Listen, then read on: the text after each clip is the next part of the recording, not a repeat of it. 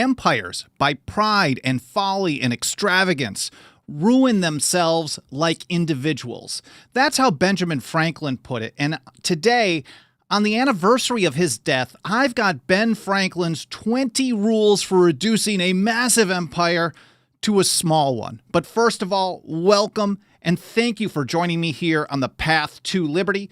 I'm Michael Bolden with the 10th Amendment Center, and this is the show for Wednesday, April 17th, 2024.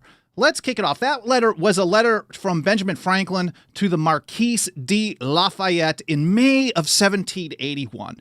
But a few years earlier, back in 1773, on the other September 11th, Benjamin Franklin had some hopes of still convincing the people of Britain to see the results of the actions of their own government, of Parliament's actions, through the eyes of the people in the colonies. So he published a satire in a very widely read British paper, The Public Advertiser. This was, I think it was a London publication, and it was titled Rules by Which a Great Empire May Be Reduced to a Small One. I don't have a lot of links for the show notes today, but you're going to find this plus everything else that I'm mentioning over at 10thamendmentcenter.com/path to liberty. And here from America in Class, they say, in this clever and prescient satire written 2 years before the outbreak of the war, Franklin presents 20 rules for dismantling an empire. Enrage the colonists till they are driven to revolt. In other words, do all the wrong stuff and you're going to ruin your empire. And that's the message he was trying to get across to some of the people in Britain. Written as guidelines for the Prime Minister's cabinet, the ultimate villains, of course, to many patriots, they comprise the most succinct review of the colonists' grievances. If we really want to understand the grievances or the injuries and usurpations in the Declaration of Independence, we can see much of it here. Of course, with his sharp wit and great satire, he's making points here. Franklin's satire, they write, is especially useful in the classroom for its elucidation of grievances beyond taxation without representation, perhaps more accessible to students than Jefferson's list in the Declaration of Independence or the jargon-heavy lists and official petitions and declarations of the period, like the Declaration and Resolves of the First Continental Congress in 1774. Many of the same things are repeated, but of course, Franklin was famous for having a way with words. So let's go through these 20 rules, and I'm going to give you little bits and pieces of them. Of course, I encourage you to read this document in full on your own time. It's really just fun, interesting stuff. But I want to also give my own take on what he's saying here as well. And the first one is focus all your worst policies at the furthest reaches of your empire. And this is how he put it. An empire, a great empire, like a great cake, is most easily diminished at the edges. Number two is make sure people realize that there are different classes of citizens with different levels of rights. Again, much of what I'm going to go through here, not everything, is going to sound very familiar to what we live under today. And maybe that's a message for, message of hope that we're not going to have the largest empire, the largest government in the face of in world history forever. It's just not going to be there. Things that can't go on forever, I once heard from Chalmers Johnson, they just don't. But number two, make sure that people realize that there are different classes of citizens. Some people get treated better, some people get better rights, and others do not. He said that the possibility of this separation may always exist. Take special care that the provinces are never incorporated with the mother country, that they do not enjoy the same common rights, the same privileges in commerce, and that they are governed by severer laws, all of your enacting, without allowing them any share in the choice of the legislators. By carefully making and preserving such distinctions, you will, to keep my simile of the cake, act like a wise gingerbread baker who, to facilitate a division, cuts his dough in half through in those places where, when baked, he would have broken it to pieces. So number three, if any of them have revolutionary views, radical takes, make sure to punish them. You need to shut this down quickly. If they happen to be zealous Whigs, he said, friends of liberty, nurtured in revolution principles, remember all that to their prejudice and contrive to punish it. For such principles, after a revolution is thoroughly established, are of no more use. They are even odious and abominable. Number four, keep your government armed with a massive militarized force and always be ready to put down any opposition with violence. He said, however peaceably your colonies have submitted to your government, doesn't matter what they may do, how much they may help, no matter how much they participate, always treat them as a possible enemy. You're not working for them. You are their ruler, and you will remind them that at every turn possible. So however peaceably they may have submitted, shown their affection to your interest, and patiently borne their grievances, you are to suppose them always inclined to revolt and treat them accordingly. Quarter troops among them, who by their insolence may provoke the rising of mobs, and by their bullets and bayonets suppress them. By this means, like the husband who uses his wife ill from suspicion, you may in time convert your suspicions into realities. Number 5, Franklin says, basically make sure that local governments are loyal to the central authority. And I think this one might be one of the most familiar. There's a few that really stand out. But make sure that the people in power on the local or the state level are really just federal supremacists. They're just on board, really. They may oppose one thing or another, but they're really part of the team. And he said, remote provinces must have governors and judges to represent the royal person and execute everywhere the delegated parts of his office and authority. If you can find prodigals who have ruined their fortunes, broken gamesters or stock jobbers, basically people that you can leverage, find people that have something on them, that you've got something on them and you can pressure just in case. These may well do well as governors, for they will probably be rapacious and provoke the people by their extortions. Wrangling proctors and pettifogging lawyers, too, are not amiss, for they will be forever disputing and quarreling with their little parliaments. Their representation is just, an irritation. Number 6, make sure that government officials are immune from suit for wrongdoing. Man, that's another familiar one. To confirm these suspicions, he said, and strike them deeper. Whenever the injured come to the capital with complaints of maladministration, oppression, or injustice, punish the suitors with long delay, enormous expense, and a final judgment in favor of the oppressor. John Taylor of Caroline had a great line on this. He said, there are no rights where there are no remedies, or when the remedies depend upon the will of the aggressor. That's just off the top of my head, but it's the same mentality. As long as government gets to determine if government made a mistake, then government is generally going to decide that government did not make a mistake. We've seen memes and heard about government investigating one of its own and then deciding at worst someone gets put on leave. And that might be one particular scenario, but government really doesn't go after itself. He said the trouble of future complaints by doing this will be prevented, and governors and judges will be encouraged to farther acts of oppression and injustice, and thence the people may become more disaffected and at length desperate. And then make sure when loyalists, these people who are more loyal to the central authority from number 5, and they are immune from suit in number 6, make sure in number 7 that when they retire, they're really treated really well. He said, when governors have crammed their coffers and made themselves so odious to the people that they can no longer remain among them with safety to their persons, recall and reward them with pensions. All will contribute to encourage new governors in the same practices and make the supreme government detestable. Then we're going to get into some of the really juicy stuff, like, of course, tax them into oblivion. And that's number 8. Just tax them and tax them and tax them. He said, resolve to harass them with novel taxes. They will petition for redress. Let the parliaments flout their claims, reject their petitions, refuse even to suffer the reading of them, and treat the petitioners with the utmost contempt. So tax them and spend and just take all their money, and when people complain, blow them off. Treat them with contempt. See them as an enemy. And then on top of it, number 9 is remind them that just because you're taxing them with this, that's not the end of the story. You can tax them as much as you want, whenever you want, however you want.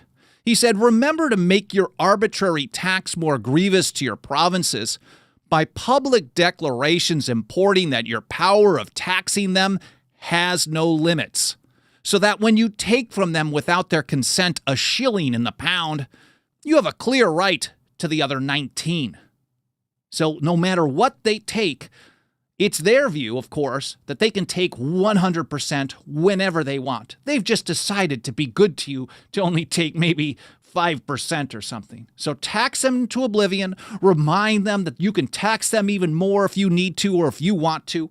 And then number 10 is, well, regulate them into oblivion. You have so many regulations that it becomes impossible to be prosperous. He said, begin by laws to perplex their commerce with infinite regulations impossible to be remembered and observed. And if you think about, there's a book that I still have yet to read, 3 Laws a Day. I can't remember who wrote it, but it's been recommended to me so many times. And it basically is a study that the average person today, in essence, is violating 3 federal laws or regulations every single day, and they don't even know it. That's because there are so many tens of thousands of them on the books that it's impossible to know everything that government is doing. It's impossible to know what all the rules that government has for you. And this makes it impossible to actually, well, just like what? Keep them impossible to be remembered and observed. Now, wait, there's more than just regulating them into oblivion. There's this. Order seizures of their property for every failure. Take away the trial of such property by jury and give it to arbitrary judges of your own appointing, and of the lowest characters in the country, whose salaries and emoluments are to arise out of the duties or condemnations, and whose appointments are during pleasure, so up to you. Then let there be a formal declaration of both houses that opposition to your edicts is treason. So regulate them into oblivion. And then on top of it, this is also number 10, make sure that this isn't the end of the story. So no matter how much you tax them, remind them that you can tax them more. No matter how much you regulate them, no matter how much you claim the power or you take action to take their stuff, use civil asset forfeiture, for example, remind them that your power is actually limitless. This is all making up number 9, 8, 9, and 10. He said, and lest the people should think you cannot possibly go any farther, pass another solemn declaratory act that kings, lords, and commons had, hath, and of right ought to have full power and authority to make statutes of sufficient force and validity to bind the unrepresented provinces in all cases whatsoever. Those of you who've watched or listened to the show any amount of time, you know that this is a reference to the Declaratory Act of 1766, and Benjamin Franklin, you might not be aware, but he certainly thought it was okay to get away with it at first. He didn't think they would actually use it. He looked at history because they had a similar one, I believe, with the Irish some decades earlier, and he said, well, you know, if this is what we need to have you pass so you feel good in order to get rid of the Stamp Act, we think everyone will be cool with it. But he didn't expect them to follow up by just actually using the power whenever they want, however they wanted. And now he is, just a few years later, after passage of that, by 7 years later, he's basically saying, like, look, this is a serious, serious problem. He said this will include spiritual with temporal. And I like actually being able to tell that story, because just because someone has taken a weak position or a bad position at one point in their lives doesn't mean that they can't learn from experience. And Benjamin Franklin, on the last day of this is just a quick aside, I wasn't planning on talking about this.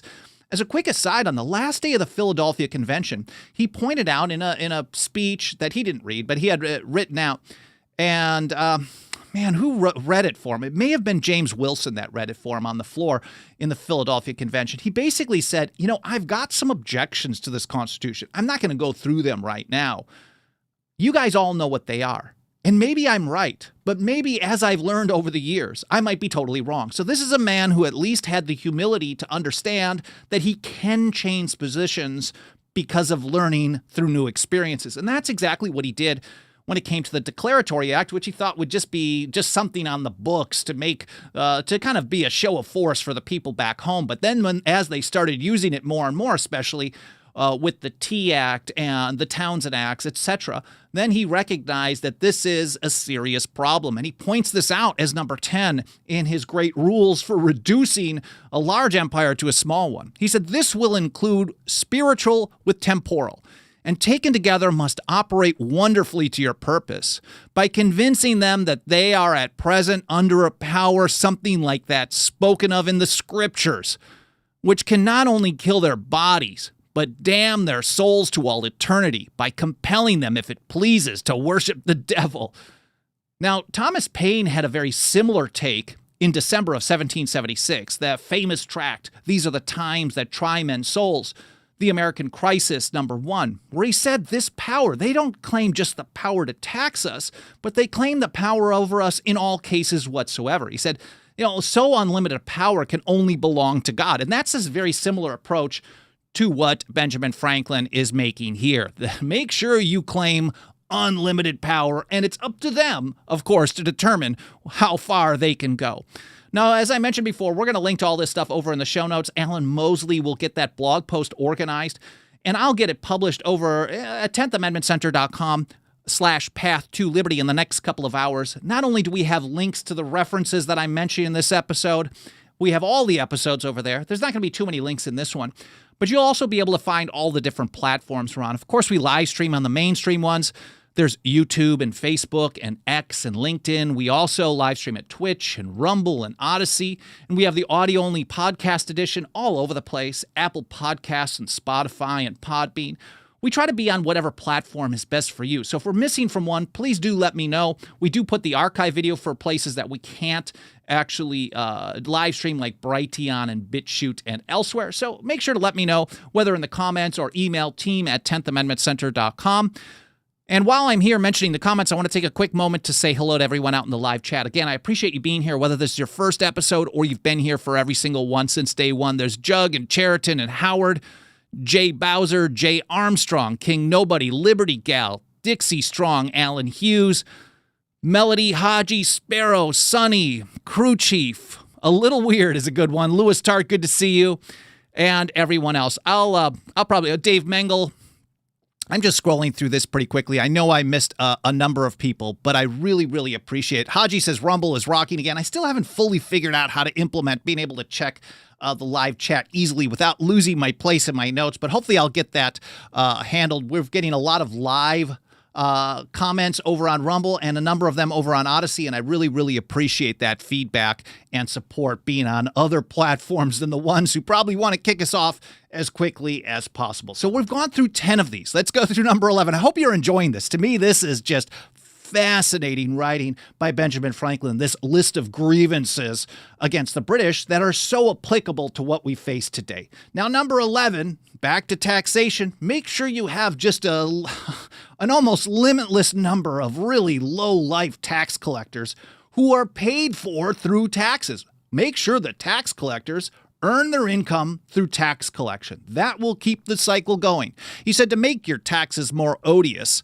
and more likely to procure resistance, send from the capital a board of officers to superintend the collection, composed of the most indiscreet, ill-bred, and insolent you can find. Of course, like swarms of officers is how we heard it in the Declaration of Independence. He said, let these have large salaries out of the extorted revenue. Now, Benjamin Franklin is not holding back here on what he's referring to these taxes as. We have the phrase in more modern times, taxation is theft. He also, John Taylor of Caroline, talked about taxation to enrich a small group of people or to expand their power. He called that robbery and treason. So there were some very strong terms for illegal taxation. Now, some people think everything is illegal. That's fine. But they have definitely... If you're talking about extortion and robbery and treason, these types of views make the idea of taxation as theft sound a little soft. He said, let these have large salaries out of the extorted revenue and live in open, grating luxury upon the sweat and blood of the industrious, whom they are to worry continually with groundless and expensive prosecutions before the above-mentioned arbitrary revenue judges, all the cost of the party prosecuted though acquitted, because the king is to pay no cost. So even if you can actually find a way to hold these people responsible, it's still your tax money that is still being stolen from you, extorted from you, robbed from you to pay for the whole process. So that's number 11. And of course, number 12 is lie to the people about what you're going to use the money for. Pretend it's for their defense, but then use it for other stuff and then waste a bunch of the money. He said another way to make your tax odious is to misapply the produce of it. If it was originally appropriated for the defense of the provinces and the better support of government and the administration of justice where it may be necessary, then apply none of it to that defense, but bestow it where it is not necessary in augmented salaries or pensions to every governor. I don't think I really need to say too much on this. John Dickinson, of course, in his famous Letters from a Farmer in Pennsylvania in 1767, said the money said to be taken from us for our defense may be employed to our injury. Now, Dickinson wasn't as sharp with his wit and sarcasm. He wasn't as harsh in his tone. He was very, very moderate. As a Quaker, well, he may have been just living around Quakers forever. I'm not sure if he was specifically, but he certainly had a much more moderate tone. Franklin and Dickinson, of course, knew each other probably very well from Pennsylvania. But here he is saying the same thing. Benjamin Franklin is telling us, when they're just claimed to protect them. And if you think about all the money today that goes for so-called national defense and all the spending that they do, the huge national debts, all the waste, all the grift. Man, it is just a massive rip-off grift. And of course, so many of the founding generation told us that having an unpayable national debt like we have today is a massive threat to national defense, to national security. So the idea that they are doing this exact thing today, I think, is very, very clear. They're telling us they're protecting us, but they're really just ripping us off and making us less and less safe. Oh, that's number 12. And then number 13, make sure that local powers get funding from the central government. If you think about all the stuff, the bad stuff that the local and state governments do today, so much of it is funded by federal grant programs. They steal the money from you. Then they implement a federal program. Then they hand out money to local law enforcement, local environmental regulation, local health authorities, and they pressure them to do things the way that the central authority does. So it seems like they're still independent, but if they're taking the money from that area in the first place and then sending it back to favored people who are going to do things the way that the central power wants, what's the difference than installing them really in the first place? So make sure that local powers get funding from the central government. That's number 13. Benjamin Franklin says, if the people of any province have been accustomed to support their own governors and judges to satisfaction, you are to apprehend that such governors and judges may thereby be influenced to treat the people kindly and to do them justice. This is another reason for applying part of that revenue in larger salaries to such governors and judges, given as their commissions are during your pleasure only. Now, it's not the exact same process today, just install a person and give them a large salary that's dependent upon you, but certainly most of the state-level programs are funded either in part or in whole, some of the worst ones, by the federal government. And then some of the worst federal programs, in fact, most of them, are actually implemented by state and local law enforcement, whether it's the war on drugs or the war on your right to self-defense. Most of this is done through grant programs from the DOJ, from the DHS, and elsewhere. The Department of Education, of course, funds and then provides rules and regulations for local education. It's very hard to get out of that system. It creates this never-ending cycle of centralized power and control. But the positive, the silver lining is, again, Benjamin Franklin's telling us this is the way to actually end your great empire, bring it down, reduce its size and scope. Number 14, this will also sound familiar. Shut down free speech and free assembly. He said, if the parliaments of your provinces should dare to claim rights or complain of your administration, order them to be harassed with repeated dissolutions. So even though he's only addressing the representatives of the colonies, the colonial parliaments, the colonial legislatures, the message is really the same. If these are the people that are standing up and speaking out, make sure you shut down any opportunity for them to complain about attacks on their rights. Make sure you shut down any way for them to meet and organize. If you listen to my Monday's episode about the great Boston Revolution of 1789, the great American Revolution of 1689, almost 100 years prior to the War for Independence, that's exactly what they did. Governor Andros, installed by the king, decided to shut down local town meetings except for electing new people to government because he knew that tax resistance came out of local meetings, local assemblies. So this is one of the top ways that government attacks your liberty. Now, in 1722, when Benjamin Franklin was just 16 years old, he took over some publishing duties, and he reprinted one of Cato's letters, one of the very famous early 18th century Cato's letters. And he said, for anyone who wants to basically overthrow the liberty of a nation must first begin by subduing the freeness of speech, not totally even shutting it down. But if you want to destroy liberty, your first step is to subdue the freeness of speech. So anyways, that's number 14. Number 15, again, back to stealing people's stuff. This isn't specifically taxation this time, but is using asset forfeiture as much as possible. And use people who have fought in wars to be your enforcement officer. He said, convert the brave, honest officers of your Navy into pimping tide waiters and colony officers of the customs. Let those who in time of war fought gallantly in defense of the commerce of their countrymen in peace be taught to prey upon it. He said, stop and detain every coaster, every wood boat, every fisherman, tumble their cargoes and even their ballast inside out and upside down. And if a pennyworth of pins is found, I don't know what that term means, but it's linked to, I guess we could read about it. It basically, I'm just reading from the context here. If just the tiniest illegal thing is found, let the whole be seized and confiscated. Thus shall the trade of your colonists suffer more from their friends in times of peace than it did from their enemies in war. And if you've done any research into how civil asset forfeiture is used today, this is a pretty great example of it.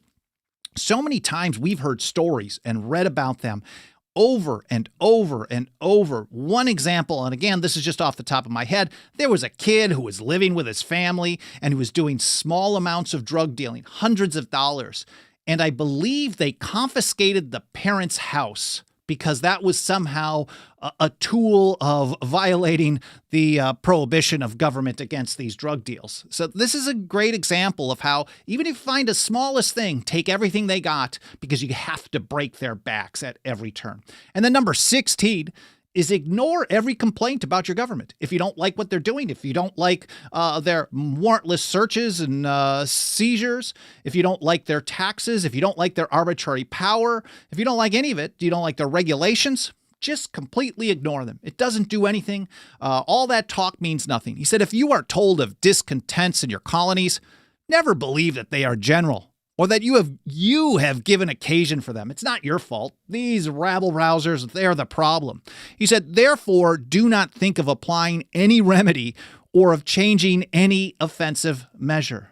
I mean, if you think about how government grows, how many times does government give back power that it has taken?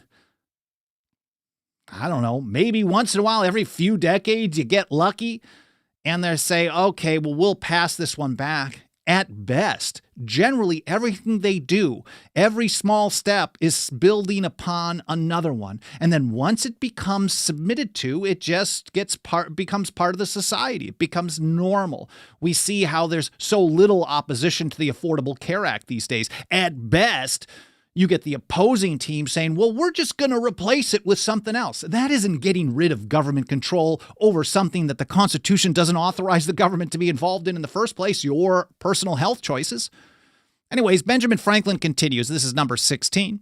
Redress no grievance, lest they should be encouraged to demand the redress of some other grievance. So don't get rid of anything, because as soon as you do, they're going to back down. They're going to demand more. And we've been told over and over and over that nullification of cannabis prohibition, oh, that's no big deal. That's just a plant. That doesn't threaten government's power. But this is nonsense. And if you've studied how the federal government responded to the states defying them, especially in the early years before the states started overwhelming the federal government, the feds were very, very aggressive. And they continually, over 3 different administrations, continually ramped up enforcement efforts. Well, it's 1, 2, 3. Yeah, maybe even more than that. They got very, very aggressive. It's just that there's too many people, too many individuals, and too many states telling them no. Although many people did get really, really long prison sentences. Many people did have their lives destroyed, their livelihood, etc. But every small thing, when you can defeat federal power, defeat federal government, if they have to back down, what they're doing is telling you that resistance or opposition, or even if it's just a petition, every time you ask them to back down, and they do, they see it as encouraging more of the same. And I think that's what we have certainly today. And that's what Benjamin Franklin was, well, sarcastically telling them to do back then. He said, "Grant no request that is just and reasonable, lest they should make another that is unreasonable." So even if it seems legit, don't back down, because it might encourage these uppity plebes to do more. Number 17, encourage and accept foreign influence. Get them to divide people up. He said, if you see rival nations rejoicing at the prospect of your disunion with your provinces and endeavoring to promote it, if they translate, publish, and applaud all the complaints of your discontented colonists, at the same time privately stimulating you to severer measures, let not that alarm or offend you. Why should it? Since you all mean the same thing. In other words, be as harsh as possible, break things up as quickly as possible. Number 18, and I think a lot of you guys will feel that this one really hits close to home. Don't let them defend against foreign enemies. Stop them from fighting back, and then add a little gun control on top of it too. He said if any colony should at their own charge erect a fortress to secure their port against the fleets of a foreign enemy, get your governor to betray that fortress into your hands. So as soon as they start putting up their own defenses at their own borders, make sure that the people that are loyal to you in that state or in that colony give control of that over to you so you can be in charge of it. He said if they should have lodged in such fortress the very arms they bought and used to aid you in your conquests, seize them all.